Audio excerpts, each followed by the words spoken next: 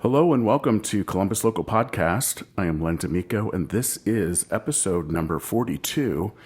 We have the start of 2024, the new year, and we're starting off with Headbanger's Hangover. Starting off with Head. That's even better than starting off with a hangover. Well, Wow. Sometimes it's one and the same, This is true. but, it happens. No, Headbanger's Hangover is here today, and it's Bethany Hodges and me. Sean Haider. Hey, hey. So I really am so happy you guys showed up. There's no editing, by the way. You have to watch it.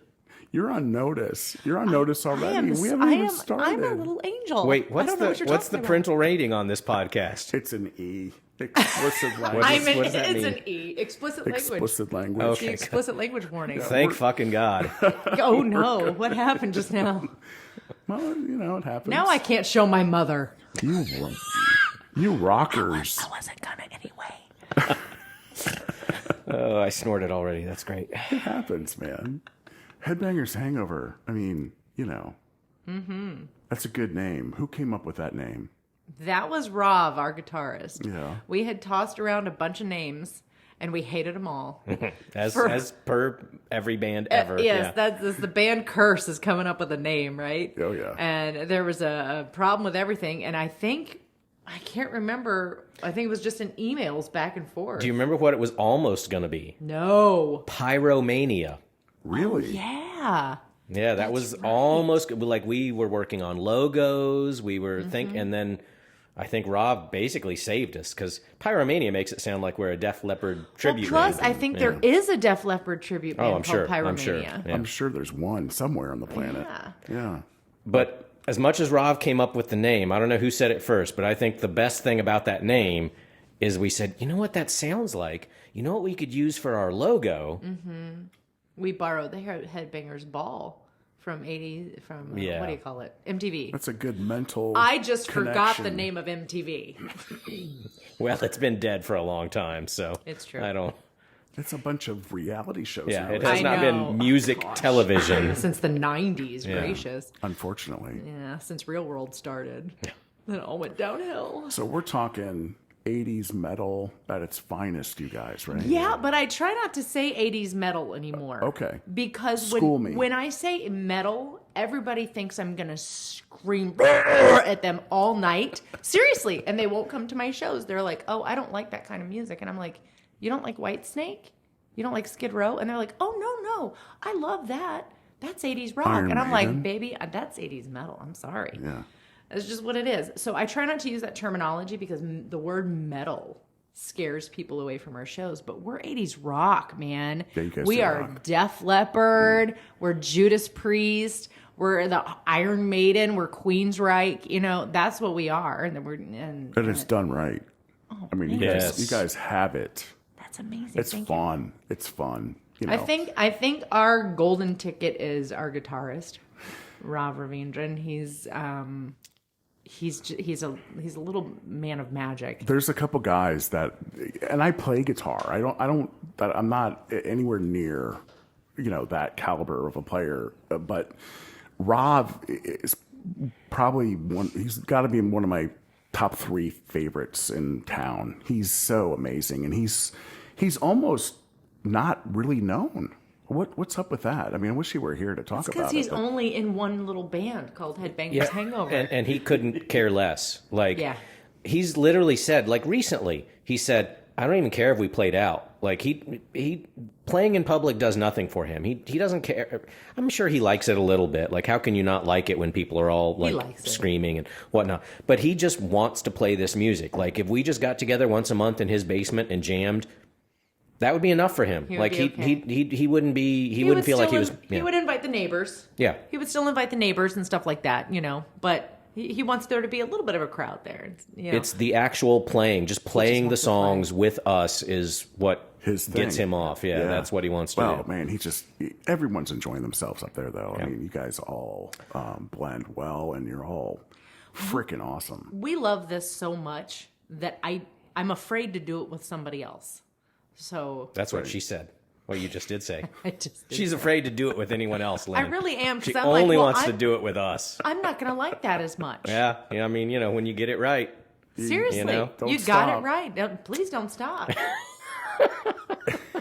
Head without the headache. Yeah. But it's a few things. So you talked about Rav, and I have to say the thing that's most impressive about Rav, there are people that can technically play the stuff that we play. I can rattle off a few of them, and there's probably more that I don't know about. But the most impressive thing about Rav, we're a one guitar band. It's just Rav, right? It's true. And we do have some things that we have on tracks, like some of the keyboard stuff. But all the bass, all the guitar, and all the vocals that you hear at our shows are all 100% live. So it's just one guitar at any given time.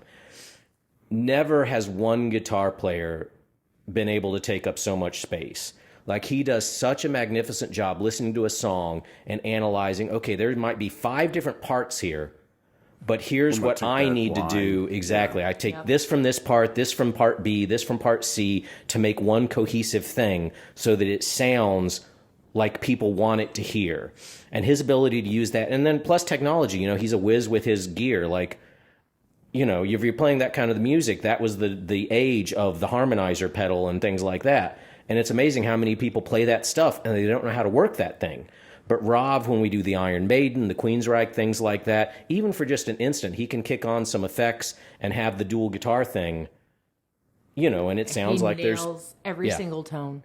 Every single tone to every single song. Oh yeah, clean tones, dirty I mean, like, he's and that's the other thing that I was going to get to. He's great at finding the right part, and all of us to some degree or another, like, this was what we grew up on. Like, I think with everybody, there comes a point in your life where you're kind of like, this was my period. This was my point in life, right? And a lot of people get stuck, and that's beyond that. They don't even know music that came out after their point in life. They're stuck in the 80s or the 70s or the 90s or whatever. And I hope we're not stuck, but this is definitely the thing that I feel like all of us sort of were raised on. And it's like in the blood. It's kind of like what the Kulos were talking about when they were here. Like, it's in your your DNA. But you're all so passionate about your what you're doing. Yeah. And it's in that vein of what you're describing. Yeah. Oh, Like, Rob could probably play other kinds of guitar. He could probably play blues guitar. We've heard him play jazz and weird, like, flamenco stuff. And he's ridiculous. But he's so sick at what he's doing. He's a wizard. It'd be a crime for him to waste time doing anything else. Plus, you need him for this. Well, and he could do other things if you wanted to. Well, we've That's done fine. other things. I mean, it's 3/4 of Headbangers did something else before Headbangers. Yeah. And it was great, but this is just right in the pocket for us. It's just for listeners, ridiculous. When we first got together, I should probably talk about the genesis. Yeah, let's do that. The genesis of beginning of Headbangers Hangover was actually a band called My Kid Sister. And we started at late fall, like October, I think, of 2008. I auditioned in Sean's living room. Oh God, that's right. With Sean and 2 other guys who we later fired. we will not name names. I won't name any names, but they were not happy with the situation. Oh no! But Sean, it happens. They had a bunch of people come out and audition, from what I understand, and then they called me and. I've got a story. We'll come back. I've got a story. Go ahead, tell it now, man. No. Finish the I was genesis. just saying they called me, and it wasn't Sean that called me. It was one of the other guys, and hired me, offered me the gig, and I was like, for me, I had kind of blown my 20s with the wrong guy in a marriage, and we'd gone out to California. I lived there for a while and all this stuff, and I kind of was doing a whole lot of things for a lot of other people. So when I got divorced, I was like, I'm going to finally freaking do this. I'm going to freaking join a band. I'm going to join a band. And I went on Craigslist. Wow. And that was the place, man. Dude, I saw an ad for vocalist wanted for I don't even remember what kind of band y'all were trying to make, a pop band, I think. Cover band. Whatever it was, I was like, I'm in. Whatever it is, I'm in. And I went and auditioned, and they called me and gave me the gig. So it was the 2 other guys, me and you. Then we got rid of the 2 other guys. Yep. And we brought on Arnell. How did we find Arnell? Charity. Ah, okay. Bethany's sister, Yeah, for those. my sister had been in a band with Arnell before called Cherry Punch. Nice. which was that's named after right. Charity punching the guy and breaking her hand. A local celebrity. A local celebrity, actually. So this is dirt I'm airing out on the Wow. Columbus I local forgot podcast. about that. Yeah, well, it's global though. I mean, there's. Oh yeah, It's gonna I'm be- airing it it's out gonna- right now. it's gonna I get forget out his there. name, Kevin. You've There's- seen his commercials. You've seen his commercials. Yeah. He's I don't the guy who's know like, that we want to. I'll fight for you. That guy. Yeah. Okay. Yeah, the Columbus attorney Kevin somebody. I don't remember his name. Are we? I don't want to get sued for defamation. Be careful. He did it. It's only defamation if it's false. Anyway, so he grabbed my sister's butt and she punched him in the face and broke her hand On his face. on his face. What was his role? What was his role? Was this a guy that No, was? he's the guy. Oh, He's the guy. And that's how she's like, I know this guy. I've seen his face in commercials before. So anyway, so she broke her hand. You can see some old Mike and Sister videos with my sister and her hand all like casted up and stuff. But anyway, So that's how we got our drummer. so yeah, so they had been in a band called Cherry Punch, and then she's like, "Well, you need him. You need Arnell." And so Arnell came on board. So it was me and you and Arnell. We had no guitar player at this point, so we didn't. I think back to Craigslist probably. Mm-hmm. And the first guy that showed up, right? First Yep. guy that we booked. I want to say it was like January 11th. He came I'm in. so glad you're here because I don't know. what January year? 11th, What year are we talking? 2009. Oh, okay. Okay. And he came in and auditioned, and we had him play 3 songs. I don't remember the 3 I was gonna songs, say, but I I know have that no one idea. of them was I Remember You. And the reason I remember that is because my voice was kind of messed up at the time, and I couldn't hit the notes. And I was swearing on a stack of Bibles that I could hit that note to this new guitarist. I'm like, I promise, new guitarist, I promise I can hit this note. So, and he played and it sounded incredible. And then he packed up his stuff and he's like, all right, well, we'll be in talks, I guess. And he left, and Arnell on the drum kit looks at both of us and he goes, don't let him leave. Yeah, we knew immediately that We we don't knew- need to see anybody else. We knew that's at the nice. end, in the first song Yeah, that he did. yeah. I was like, oh my God, this is everything I've ever wanted. This is the most amazing guitarist I've ever heard in my life. So And can we name his name? it was Rav. Oh, Rob. It was Rob. It was in. That's how we met him. Yeah. Yeah. Damn. So there were 4 of How us. lucky is that? That's Well, a fortunate crossing, right? Yeah, none of Yeah. us knew him. None of us had played with him. I mean, that's Never seen the guy before because he hadn't played in Columbus before. He'd true. played. And he still has Dayton it. and He was Cincinnati. played in yeah. Dayton and Cincinnati. He was in 13 O'Clock. Was it Granny Shot? Was that one of his things? No, Granny Shot was That was pre Martini Affair. right. That was Martini Yeah. Affair before. Some of those guys. Okay. Yeah. No, it was 13. It wasn't 13 O'Clock. That was Diggs before they were the Diggs. Sorry. 13. I don't remember. Something. But anyways, he wasn't town. like it wasn't wasn't anyone known. that people had connections with. So No, that was yeah, great. it wasn't anything here in town. And then we brought in Bethany's sister, the aforementioned Charity, to help with background vocals and everything like that. So that was the And was this the is first back when lineup. I had no confidence, and so I was not confident enough to sing by myself. So I was like, we need to have We're my gonna sister bring my come. sister. Yep, and That's it cool worked. though. When she was there, I was confident, and because her vocals, her harmonies were insane. Oh, the two of you together were just angelic. I mean, it was like we were playing the studio recording. Like A lot of fun. It was effortless. Like I would sing and she would harmonize, and it would be like, well, shoot, that's exactly how God meant it to sound. You know what I mean? it So came, yeah. yeah, But that was 3/4 of Headbangers, but we were not playing Headbangers music. nope. I mean, we played I Remember You. Right. And, we played a couple of 80s rock tunes and stuff. And I didn't have the confidence to sing that kind of stuff. If you would have told me at the time that I would be singing 80s rock, like singing Sebastian and- Bach yeah. and Rob Halford, that's like what my gig was going to be, I would be like, I can't do that. You weren't touching that stuff. I would just be like, I can't do that. Like I doubted myself so hard. It was crazy. Wow. So, Yeah, yeah. 'cause- yeah, Bethany, you're such a badass man on stage. That just shocks me to hear you say that. Yeah. Well, I was shy. No one believes that. I was though. I was very insecure about what I was able to do, and it surprised me every time when I was like, oh shoot, I did it. Yeah, and people are responding. It's like, Yeah. yeah. Yeah. So we played a whole bunch of stuff that was not metal for a long time. And then you left. I left first. You guys kept going for what, like another year and a half, 2 years? We went through a couple of bassists. The first one we had after you came from sibling rivalry. Did he? Oh, Yep. okay, yeah. Yep, we basically the switched. train wreck. We switched bassists with sibling rivalry. They got the good one, and we got some friggin' poser. So Sean went to, I gotcha. Oh. That dude was a joke. Didn't That dude set his bass down in the middle of a song and left and went to the bar to hit on a girl. In the middle of a flipping Sean move. song. I would Listen. take the bass with me. I would keep playing while I was hitting on the girl. Exactly. I mean, have some... Exactly. This man will Have some take a professionalism. full-blown bathroom break. That's right. Playing every note that he needs to play. Yeah. Now, to be honest, That's I've only the taken a pee. I've never dropped a deuce while playing. Maybe That that's the dude next set frontier. his bass down and abandoned his responsibilities. Damn. That's And I strike was one. like, okay, mad at you now.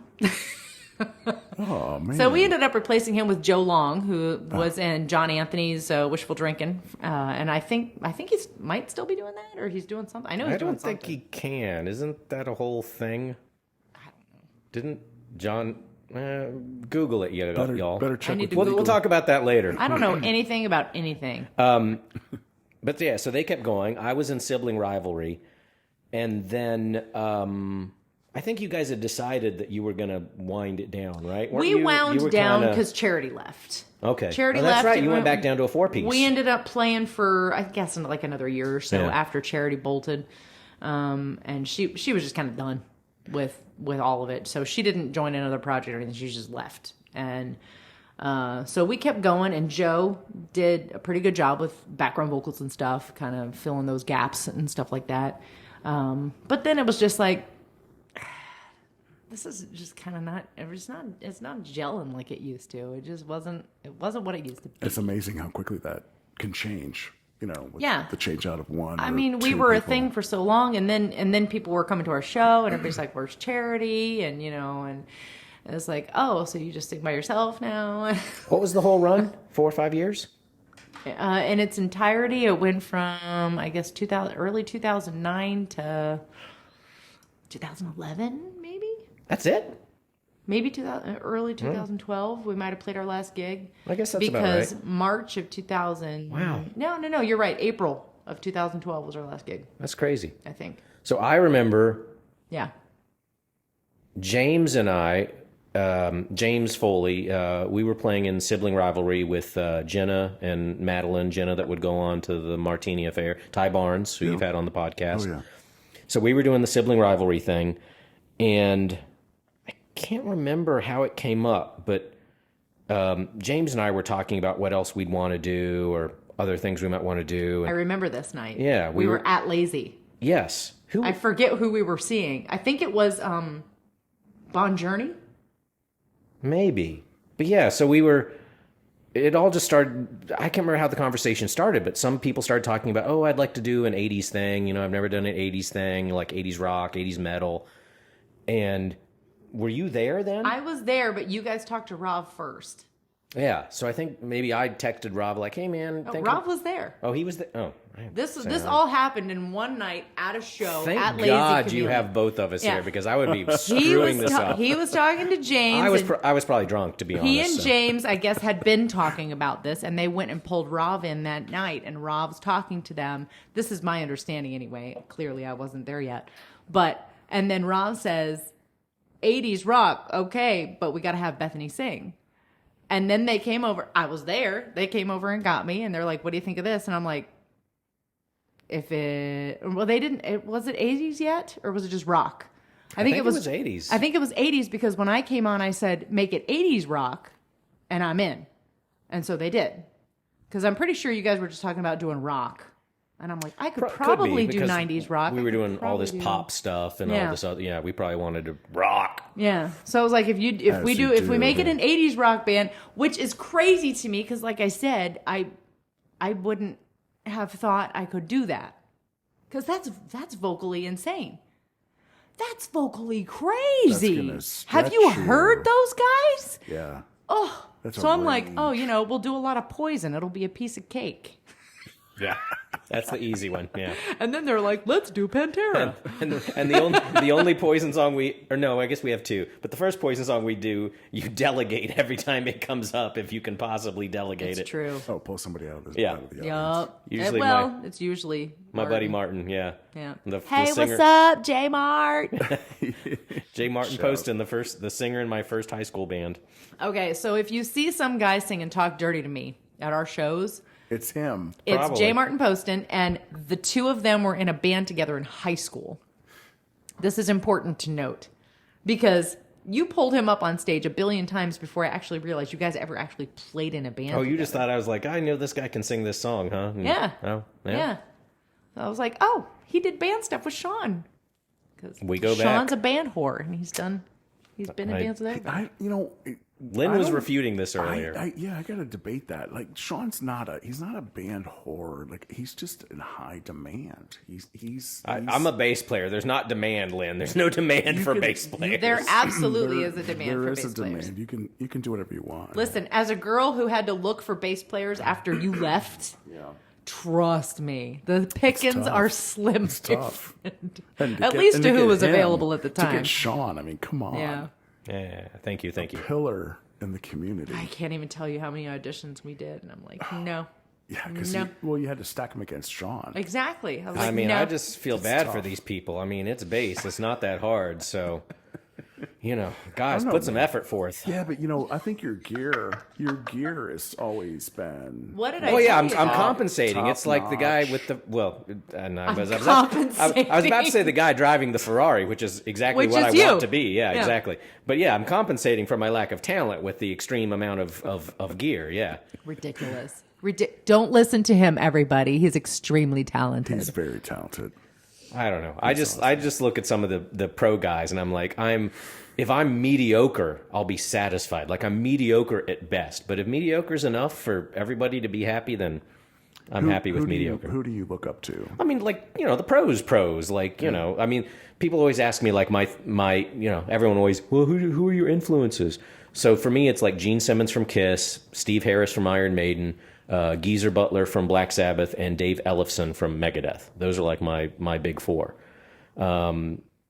Steve Harris from Maiden. I mean, we do so much Maiden in Headbangers, and there's just something about his bass lines that I understand them. Like, it's so easy for me to learn Iron Maiden because it's like the choices he makes are the ones that I would make. Like, it's so intuitive for me. Nice. And then Gene Simmons is just in my blood. I mean, that's the whole reason I That's play the bass. reason you started That's- playing bass. If people have been to Headbangers Halloween shows, I've been Gene Simmons. I have an axe bass. If you've not seen this man dressed as Gene Simmons, my friend, you have not lived. Yeah. You must go to a I've seen photos. It's pretty. like pretty jump on the serious. Facebook page, man, and just scroll and look at Sean Haider dressed as Gene Simmons. It's a thing of beauty, my friends. So and Gene and then Dave Ellefson from Megadeth, they both play with a pick, which with Headbangers I play with a pick, and so anyways, so I mean, the pro guys are that, but I hope I bring other things to the band. I mean, everyone knows, if people are listening to this, if they're musicians or they've been in bands, right? Being in a band is about more than can you play the song, right? It's show. Are you a good hang? Do you get along? Do you gosh. show up? Does your gear break? Does your car break? Are you a dick? Do you forget like- your bass at a gig and have to drive home? Well, I did do that. Not once. But, well, actually, once I drove home. Once there was a backup bass Yeah. for your wedding. Oh my! But, there's so many factors just besides playing, right? So I consider myself like that. mediocre at best with playing, but, I'm active on social media. I help with booking. I organize things. I plan things. Sean basically is the motor that makes Headbangers Hangover go. Let me just tell you a story. Once upon a time, Headbangers Hangover started in 2009, okay? And then went on a hiatus when yours truly got knocked up in 2016. We played our last gig, I think, wasn't that June long 3rd. ago. Hi, Christian Hodges. Hi, honey. How are you doing? Thanks a lot. So, in the time, I thought that I only needed a couple months off. I was wrong. Didn't work like that. Yeah, that's a long haul. Yeah. It's a big commitment. Yeah. I thought I could make it work, and I just couldn't, especially because I kept getting freaking pregnant for a while. So this dude right here is the only reason there was a Headbangers Hangover today, because he was constantly messaging me. Well, I don't say constantly. Well, yeah. Once a year. It was an annual every check-in. 6 months, every year, whatever. Hey, thinking about maybe getting back together, or at least maybe at a reunion show or something. So he did a couple of reunion shows because Sean was reaching out. Okay. So that's why those happened, which those were amazing. Oh my gosh. The reunion shows were like, I felt like a freaking Beatle. Are you kidding me? Oh my God. People flew from states away to see us for those reunion shows. First show back on this new run was amazing. And Brian Deering came from Arizona, and Fernando came out from out of town, from freaking Jersey or New York or wherever he was. Oh my gosh. I was like, I'm basically gone. And now they're like, oh yeah, those guys. Let's catch them next month. Right. Now we're playing every month, so they're like, nah.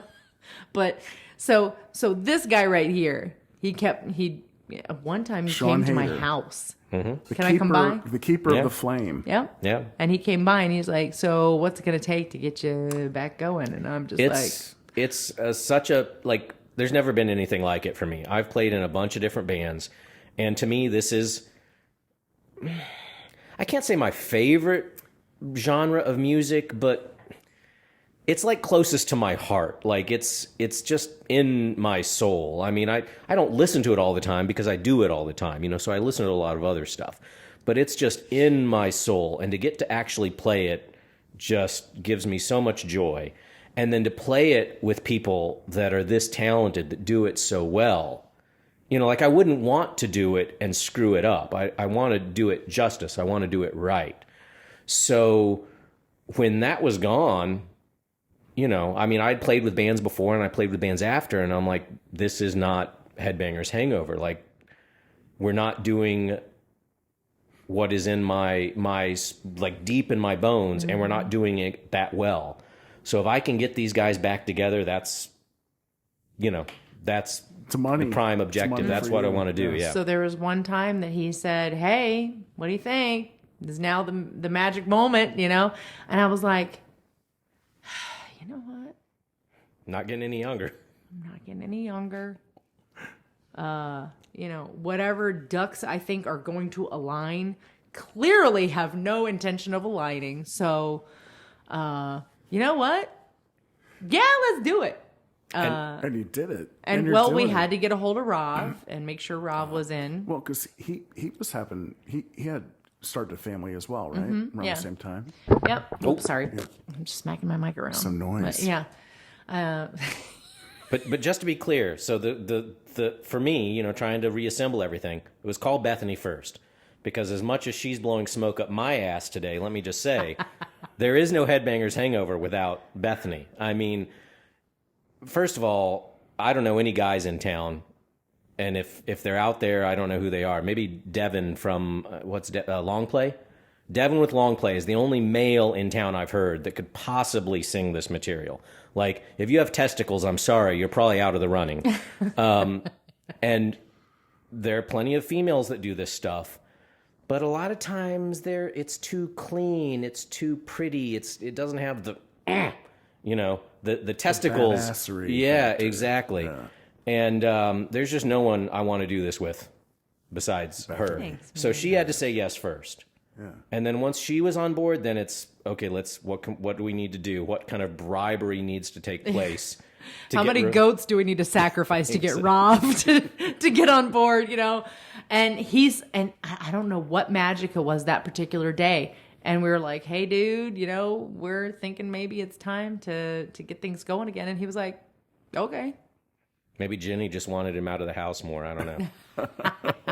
That's possible.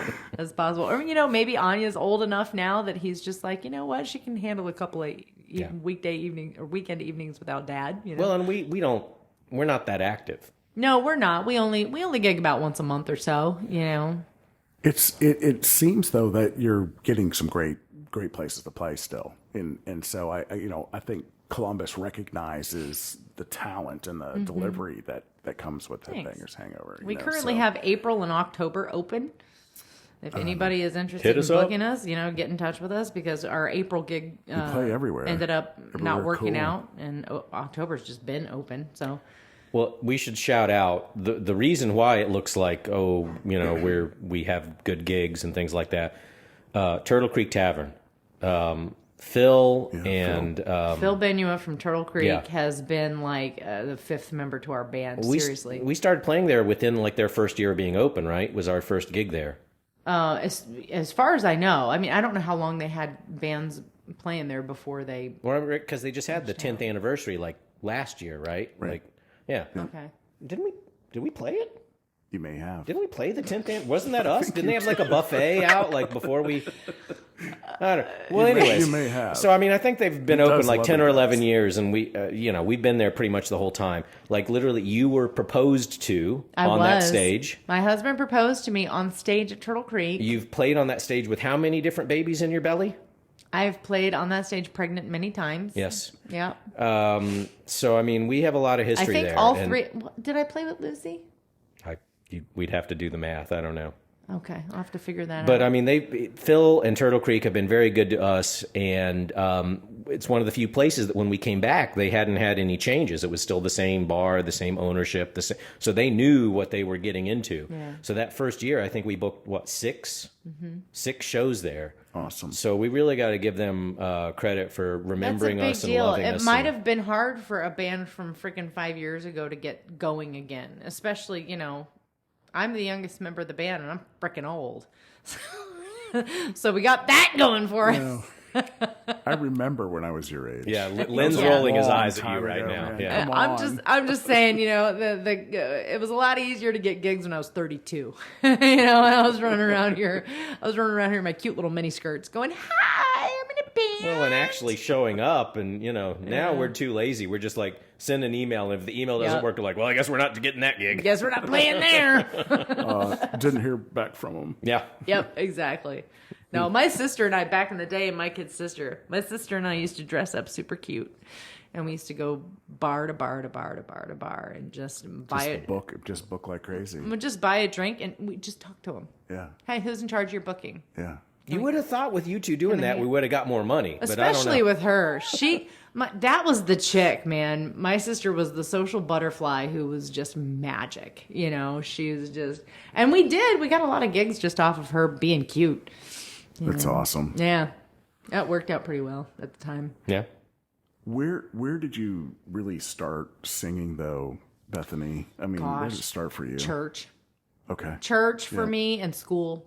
Probably, when I was super duper little, church, and I was in every church play. That's why I want to talk to your wife about community theater at some point. Yeah. But I was in every church play, and then I was in every school play, and I was in choir at school, and I just loved singing. I loved harmonizing. I loved just really like pushing myself vocally and doing stuff. And I had an amazing vocal teacher at school, Rick Murray, he was a choir teacher, so people kind of forget about him, when they're in choir, unless you actually know something about vocal music, and then you can really see.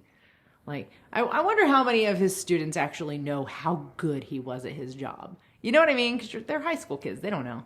But I'm telling you, this man was a master. He was so good. And so he made me really want to sing all the time. He really did, because he taught me a lot of stuff. So I left there just wanting to sing, but having zero confidence. And yeah, so you weren't hitting some of that high register stuff until much later. Much later. No, and I think I was these guys stretched you. I did karaoke on my very first honeymoon. I say that because I've been married twice, but that was the first time Amateur. I did karaoke, Yeah, and you're not alone. I gave a fake name. That's how nervous I was. I've had a couple wives. You gave a fake name I gave to a do karaoke? fake freaking name. I gave the name Ava, which was the heroine of not Resident Evil, Parasite Eve, which was a PlayStation game I was playing. You played Parasite Eve? Shoot, get out of here! But the heroine's name was back. Ava, and so that was the fake name I gave on my honeymoon. It was the first time I did karaoke publicly, and I was like, I felt Did he so know your stupid. real name? On your honeymoon? My ex-husband. Yeah. Yeah. Okay, just curious. It's my oldest son's She had a whole dad. secret life. He knows. He knows. I married a guy and he used a fake name. Some dude used fake name. Yeah. He said he was going to take me to California. Well, we ended up in California. Yeah. He was a screenwriter, so we ended up in California. And I didn't know that. That's where my first son was born. No, I mean, I didn't know he was a screenwriter. He still is a screenwriter. Oh, get the hell out. Yeah. So we moved out there, and I had my first son out in California, and then caught my first husband cheating and moved back home. Moved back home, brought my boy with me, and Lived life. Lived life. And then I had a boyfriend for a couple of years, and started my kid sister. Yeah. Yeah. So awesome. Speaking of that first boy, mega talented. Maybe he'll be on the podcast one day. Oh, my son? Yeah. Yeah. Let's talk about that for a second. Okay. Yeah. What's up with All right. your His son? name is Christian Freeman, and he graduated just last year From high school. from high school. And gosh, he's been hiding this from me. You know, his room is in the basement, and I have all these children, so I'm like always taking. I have a 7, a 5, and a 4-year-old currently. They're about to have birthdays. So they're going to be 7, 6, and 5 soon. But right now there's 7, 5, and 4. And so I'm usually, upstairs hanging out with all of the little children. And so my son has been in the basement, in his basement room, becoming amazing at songwriting and playing guitar and everything else. And then he graduates and he's like, I want to be a musician. I'm like, okay, let's do it. And I'm like, don't go to college. I'm like, unless you can give me a good reason that you need to get a whole bunch of student loan debt, then let's not do it. Or you know what? You could always do it later. There's no reason for you to go and sign up to be under the thumb of debt for the rest of your life if you don't have a good reason for it. He's like, I don't have a good reason. I'm like, okay, well, let's do music stuff. So I'm like, I don't have any problem paying for whatever it takes to, so he did a couple of music camps and stuff like that. I'm like, I'd much rather do that than throw money away on a degree you're not going to use or school you won't finish and stuff like that. So he immediately was like, well, I need to do some open mics. I'm like, let's do some open mics. So he's been doing open mics since I think he started in late July. He's only been doing it since late July. This kid, and I went and I was like, what? He is such a good songwriter. Like, I'm a lyrics person. That's like kind of my thing. This kid's lyrics are insane. Wow. Like, I love poetry, and his lyrics are crazy, and his melodies are so good. His songs are so solid. I'm like, what? Like, this isn't for me. Yeah, it's pretty stupid for him to be this good at that age. Yeah. Especially That's by awesome. himself. I mean, like, I was in a band, so like you had a collective to bounce ideas off of and improve the product. But he's just doing this just him. Like, there's no one to bounce it off of. He's just doing everything himself, and it's ending up like it is, and it's pretty freaking great. Awesome. It's really good. Does he have a web presence or He's anything? he's in the process of building that. I've tried to like mom him and like kind of guide him like, hey, I'm a music person, I can help you here, but I don't want to pester him either. So I think he's trying to perfect some things and get some good recordings and stuff before he actually does things that are promotable or whatever. Yeah. So for right now, he's got an Insta, but he didn't use it. He's got a Facebook he barely uses. So he's just always in the basement writing songs is what he's But doing. hey, let's focus on the important stuff, right? Like, if you don't have the goods, nothing else matters. Like, Right. I'm much happier that he has a beautiful voice and amazing songs and this talent than he's a superstar in social media. Like, let's not put the cart before the horse. No, So he's doing it right. that'll come when it That's comes cool. for sure. I think for right now, if I'm promoting anything for him, it's just going to be like, we got to get him a gig. He's had a few gigs offered to him, but he says he's not ready yet. So we need to get him a gig, and then everybody needs to come. Is he still trying to put a band together? He's got a drummer, Okay. and I think that's pretty much it so far. It's just him on guitar and a drummer. Some rhythm. He plays keys too, so Nice. I don't know what his eventual role will be if he starts a band or something like that. But So cool. he's such a good singer. Such a good songwriter. Yeah, it's crazy. You know, I think Apple. I saw a video. Did excuse me? Did Keegley and Ty? Yeah, I think recorded him. He used to do some open mics out when they were doing open mics at the Blarney Stone. He used to go out there. Yeah, that's where I've seen some of that. It's Yeah. good, real good. That's awesome. to He's hear. grown so much too. Like when he first started, he was kind of shy and didn't really talk much. I'm like, Kinda like feel free to Mom. say hi, everybody. What? So he's much more confident now, and he's doing really good. He's more comfortable with what he's doing. It's great. That's great to hear. Yeah. That's awesome. And so, Sean, how about you? Like, obviously, was Kiss one of your first albums that you bought back in the day? And So how'd that all happen I'll for tell you exactly how the Kiss thing came in. I don't come from a musical family. Like, I was raised by my dad and my grandmother, and neither of them were musically inclined. Neither of them played music around the house. Like, there's no music in the house. So I would hear like what my classmates were listening to, the pop radio at the time, whatever was on the local radio stations, MTV, stuff like that.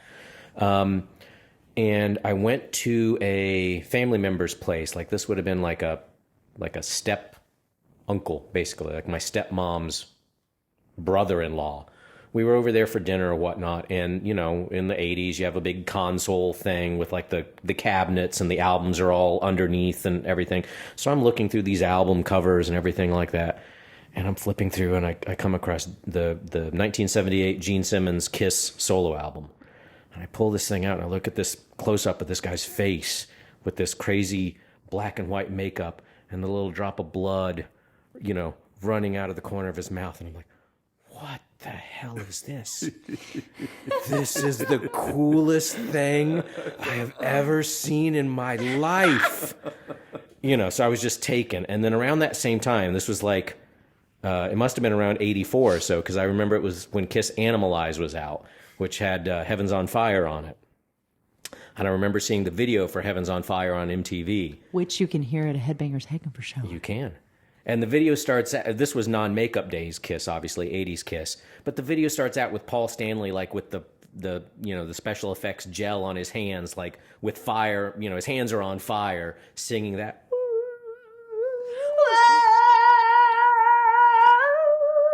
That part, yeah. He's doing that, and I, like, here's these guys, and there's girls, and they look so cool, and all the women want to sleep with them, and between that and the makeup, and I was just taken. So I was when I was in middle school, there was a family in the school I went to. There were these three brothers, and they were all musical. They came from a musical family, and the oldest brother played guitar, and the youngest brother played drums, and I didn't know shit from Shinola. Like I said, I came from a non-musical household, so I didn't even know what was in a band. I just knew it was a band, right? I didn't know what the instruments were, and they were like, yeah, let's start a band. I'm like, okay, great. What do I need to do? And they're like, well, I play guitar and he plays drums, so you have to play bass. I had no idea what that meant, but I did know that Gene Simmons played bass, so that was enough for me. I'm like, oh, if that's what Gene Simmons plays, and you need me to play bass, I'm in. So that's how that got me started. Damn. I didn't even know what it was. Like, they would be like, do you hear the bass? I'm like, I don't understand what do you, huh? What am I listening for? I don't I didn't know what was the guitar, what was the bass. Like, I couldn't keep a beat. Like, I didn't know, like. But you were playing the song. Yeah. I didn't even have one at the time. Like, I had to go get a bass. Like, okay, I guess I need a bass. Dad, can we get a bass? Like, I knew nothing. He brings you home plate. Oh. So I remember I got my first bass. I think I was in 8th grade. We were up in Columbus for a family thing, and we went to Luigi's Pawn Shop, which was on High Street around campus. I have no idea if it's still there. And I got a Harmony bass guitar with a Gorilla little combo amp. I remember it was a Harmony bass and a Gorilla combo amp. And that same day we went to... what was the record shop on High? Not Magnolia Thunderpussy. Was it Singin' Dogs or Hound Dogs? Something Dogs. Hound Dogs is a pizza place. Yeah, I think it was Singin' Dogs. It was on campus, and we went in there, and they had so many bootlegs and all these albums. Like, I grew up in a small town, and we were up in Columbus, so, like, I'd never seen this many albums and CDs and everything in one place. And I remember that same day we got the bass and the amp, we bought Kiss Creatures of the Night, with I Love It Loud and War Machine and a couple other Kiss songs on there. So that was the first night I had my bass. I went and put that on, and I was trying to figure out, like, what are they doing? Like, how do I play this thing? Like, so that was the beginning of the journey. That's cool, man. And Sean, you've been in a couple bands you mentioned earlier. Time to name drop, Sean. Who you play with? I started out doing original music, like through high school and into college and everything like that. So I was pretty much all original until like 2000. Around there, I joined put together my first cover band. The first one I was ever in was called Burn. And then, let's see, where did we go? We went from Burn. There was a country and rock band called Stampede that I was in for a number of years. Who did you play with in Stampede, John? The one name that might be familiar to Columbus people would be, oh my God, Doug, why am I blanking on Doug's last name? Doug, the drummer from Four Finger Shot. Scott Keaton, Ty Barnes, Ken Shepard, and Doug. Why? I'm completely blanking on Doug's last name. I'm sorry, Doug. But put him on the spot. Yeah, right. Thanks, Bethany. Sorry, man. But yeah, so I mean, You're okay. We're just making messes all over the place. Oh. We'll get it in a minute. Man. And now I'm hitting microphones. Sorry. So, yeah, a country band. We did the My Kid Sister thing. Before My Kid Sister, I did, what was between the two? I don't know. I counted it up one time, and there were like 16 bands that had played in public. There was a sort of an 80s band that I played in with, I played in a band with Chris Mills from Radio Tramps when Chris Mills was a drummer before he played bass. Wow. What? Yeah. He was a drummer? Yeah. That's wild. He was a drummer first. So yeah, just all sorts of different. All through. Yeah. Pop stuff, rock stuff, country stuff, original stuff, alternative stuff with Bethany. You know, and to me, it's always amazing too that here we are in our age bracket that we're in. You guys are a little bit younger than I am, but you end up being where you should be. You know? Yeah. Like you're doing what you're passionate about, and you say it's in your blood. It is. It's in all your blood. You're so right, because you find what works. Yep. You know? Yep. And I mean, we tried, gosh, and My Kid Sister, I think we tried every genre of music, you know? Because you didn't know at the time. No. What your wheelhouse ultimately is going to be. And that's the thing. Like, I didn't know that I was going to find my niche in I think 80s rock. you're more willing to go with the flow or compromise when you're younger too. You're like, oh well, you know, whatever. I'll do whatever. Yeah, just hang. And then as you get older, you're like, you know what? I ain't doing that song. Yeah, I only want to do what I want to. You start to lose not lose the ability, but like you just don't want to compromise anymore or just go with you know, time is precious, and you're like, I want to do what I want to do, and if I don't want to do it, then why am I doing it? And it's not going to work because it's going to come out at the show. It's going to be obvious that I'm not doing what I want to do. Right? Yeah. But as long as it's within, you know, the confinement of the group, that's going to fly. If it's not going to do that, then you should pass because there's so much material out there when you're talking about covers. The Kulos nailed that when they were on. They nailed that sentiment. Like, you know, it's in their bones too. You know, like you do what you love and what you're passionate about, and it comes through. Mm-hmm. Yep. And we hope you guys keep doing what you love. Oh, we're going to keep doing because those shows are great. We already stopped doing it once, and that didn't work for us. No. We didn't like that. Well, it's a temporary hiatus, right? To we'll live a little life and other facets, but you've come back together, and here you are. So you got a next show coming soon. We do. We have a gig coming up February 10th at Turtle Creek Tavern in Gahanna. Yes. Home base. Nice. We love Turtle Creek. The staff there is amazing. That's and of on course, my calendar. Phil is amazing. So. Yeah.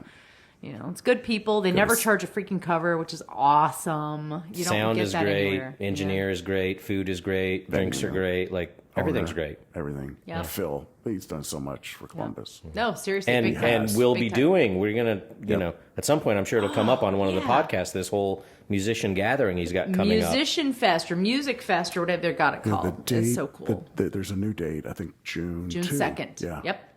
Yep. So 6/2. yeah, that'll be a fun time for many. And it's just going to be a time for musicians to come together and kind of hang out and network a little bit, and maybe just hang out and have a drink together. And Lynn, if you show up to that, people are going to put you up on their shoulders and just parade you around the bar. You better show up. You'll be to like that. a superstar. I'm planning to be there just to hang and be with folks, and I hope that you'll book 2 years worth of podcasts. So that'd be awesome. That'd be a good thing. You know, you can corner some of these people that have been trying to weasel out of it. There are a couple. I wouldn't use the word weasel, but they don't. I don't think they wanted to do it. You know, they still don't want to do it. But I think it depends on everybody's different. You know, some people are a little more introverted, and it's a little harder for them to maybe want to try to do something like this. I mean, I asked Phil at the last time I was and Phil, he's like, oh, I wish he would. Yeah, he played back in the day, right? He played did guitar. play. Yeah. That's what I would love to bring out. Yes, let's bring that out. That'd be but great. I think Phil he's kind of a private guy. He is. By nature, and it's not a natural thing for him. So I'm not going to press it. Yeah. But he's there's an open invitation. He's done so Every much time good I for see him, I'll Columbus ask him music, about yeah. it. I won't be talking about booking a band there. I'll be talking about, hey man, let's do a podcast episode. It'd be good. It's a great place, and there's not too many places in town that have been open that consistently, that have had bands that consistently, without a change of ownership, without any kind of like BS going on, that have maintained it at such a high level. Like he's continued to invest into it. Like that stage is improved, the sound system is improved. Yep. It's pretty great what he does. It is great, and there's other venue owners out there that are doing the best they can as well, just like Phil. It's awesome. Well, episode 42 started the year off with Headbangers Hangover with Bethany Hodges and Sean Haider. Really appreciate your time this evening, and I think we'll wrap up this episode. You guys are invited to come back. Maybe bring your drummer and your guitar player. We didn't even make fun of Mark. Yeah, we said We we were going to. What happened to Mark? What We just meant to make fun of him. We forgot. Well, let's throw a couple little jabs? ideas out there. What do we got to talk about the next time? Maybe plant some seeds. Mark has to be reminded of the beginning of every song. That's true. He has to. He has to. We like, as with most bands, we like the drummer to count off. We like the drummer to count off the song, right? Like whatever, a lot of times the drummer's got to count it off, whatever it is, right? But he has to sing it to himself before. You can't just say, "Hey, we're doing Def Leppard Photograph, count it off." He has to sing it to himself before he can count it off. Get the tempo in his head. Mark, bark at the moon. He'll like da, da, da, da, da, da, da, 1, 2. He has to hum it to him, and you'll hear it over the mic. Like if you're paying. He'll sing about a measure and a half. Yeah, and then he'll 1, 2, 3. We're gonna go. Yep. Yeah, it's great. So when I see a giggle, I'll know that's what's going on in the headphones. Yep. That's the pause. I don't think he does it much at gigs, but at practice, he has to. Any opportunity he has to change a lyric that he has to sing into something ridiculous or filthy. It's some form of Tourette's, I'm sure. I'm absolutely positive. He's got a form of Tourette's. I don't know what it is. Oh my god. Oh, he's a kid at heart. Yeah. Well, you guys are just a blast, and I think it's reflective in the show too. You guys just there's a lot of admiration amongst all of you, and it's a good example. For a band. It's family at this point. I mean, we feel pretty fortunate. We've had, what do we say, 6 to 7 years basically as a band, active, and then with a 5-year break in there. So, over a decade if you're putting that break in there. We've had one member change in that whole time. We've had one gig with a substitute or 2 gigs? One gig with a substitute. So, it's been the 3 of us plus whoever was on drums at the time. And to come back after 5 years and be together and be able to do this stuff. Fortunate. We're just so grateful to be able to be doing this together that and we're grateful to be on your podcast. So thanks for letting us come over and spill beer on your floor. Oh my God. It's my pleasure. There's been a lot of things on this floor. Yeah. We don't even have to get into it. I don't want to know. A few more beers, I'll be on the floor. Okay. Well, hey, Headbangers Hangover, at least half here tonight. You got the good Thank half. You got so the good half, man. much Rob doesn't talk much, and Mark he's a talks too quiet much. guy, So but I can you got the good half. I can get Rob to talk about his gear though, man. That's true. He will talk about gear. February. He'll show me the new guitar he got for Christmas. Yeah. And show me everything about it. Yeah. And he'll get deep too. As deep as it gets. This rate, I got a 12-inch radius on this one, but this one's got a 14-inch radius, so it feels, and then with the gain on he goes, He goes, and it's amazing. He's really, really, really. Was that your deep. Rob impression? No, just the excitement over the pretty radius. good, Yeah. though. His passion. I wasn't feeling good about that one. And then your first break, he'll run over to me. Hey, what'd you think? I'm like, dude, you're a monster. It's freaking awesome. That's what he'll do too. He's gonna run to the guitarists and ask how he's doing. Let's talk shop. Yeah. How did that go? Yeah. I was like, dude, that was freaking awesome. It was. I mean, I'm like a fanboy. Yeah, a lot of people when you talk to him, you're like, "What do you want me to tell you about what you just did? Dude, Like, what do I have to I say?" have nothing to offer you. Just accolades. That's all he wants. Stroke the ego. Obvious. All right, good deal. Well, hey, it was a stormy night, but I think we survived with all the, commotion. But I do again. Thank you all for coming. Thanks for having us. Thank you for doing this, Lynn, and thank you for doing this for everybody. Like, I mean, this is such a great thing for the community. Oh, the community is what it is, and it's very fruitful and a lot of fun. Yeah. And so we'll keep supporting local music. This is important, I feel like. Oh, I feel like you're doing an important thing. I feel compelled to just keep rolling, as long as there's demand and someone's willing to talk about, their backgrounds and what's inspiring them to get out there and do this. It's good stuff. Really That's good. awesome. We'll keep it rolling. Episode 42. Thank you all for listening. Bye-bye. See ya.